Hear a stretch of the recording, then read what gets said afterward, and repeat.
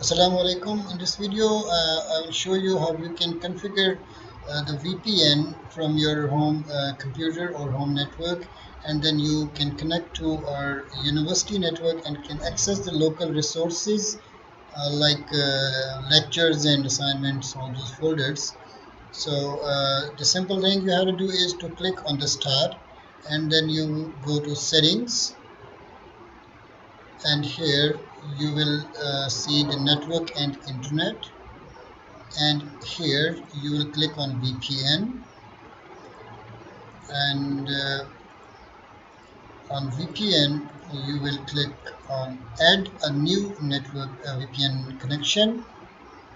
Here you will select Windows built-in, and here you will give it any name, whatever you want. Like I would give it a name of CUST VPN, and then I will give it the server address. It is vpn.cust.edu.pk. Rest of the things are the same, and then here you will enter your university login details like the ones you use to log into the university computers, but starting with MAJUISB backslash, and then your registration number or your username. Like in my case it's my username, and then here you will enter the university computer password. And for example, for if you have forgotten your computer login, you will be sending your query or email to sysadmins at cust.edu.pk, where you will be requesting to reset your password of the computer login. So here we will then just save, and then we will click on this and then connect. Now you are connected to the university VPN, and to make sure that you are properly connected, you just open this run window and then command cmd and then ping 172.16.0.17. This is our DNS. You should be able to get the ping right over here. But you also need to check if you are connected to the internet, ping 8.8.8.8 and then enter. If you do not get this ping response, it means that you are not able to use or access internet, right? This will actually happen once you are connected to the VPN. So you won't be able to browse the internet, right? You won't be able to browse the internet. So but here you will be actually able to access the lectures, right? Here you can access the lectures, you can access the assignment folder,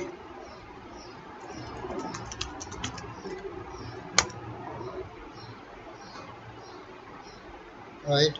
So you can also, if you want to access your what you call is your Z drive, you can also access that. The path for the Z drives or home drives will be shared with you in an email, uh, in the same email in which the link for this video will be shared with all of the faculty and the students. So in order to troubleshoot the no internet connection, sorry, it was actually assignments, there you go. You can see you have now accessed the university assignments as well. Okay, and these details will be shared with you in the email as well, which shared locations can you access. So if you want to make sure that you want to browse the internet as well, so for that what you have to do is, it's a very just two steps troubleshooting. You will click the start and then go to PowerShell and run ISE, run as administrator. Here PowerShell as administrator.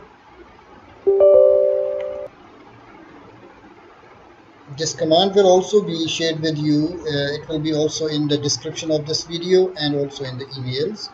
So what you will write over here is, you will just write set dash VPN connection and the name,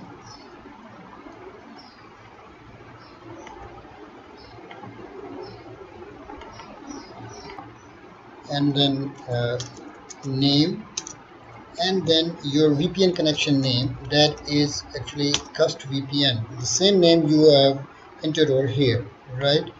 And then you will press enter.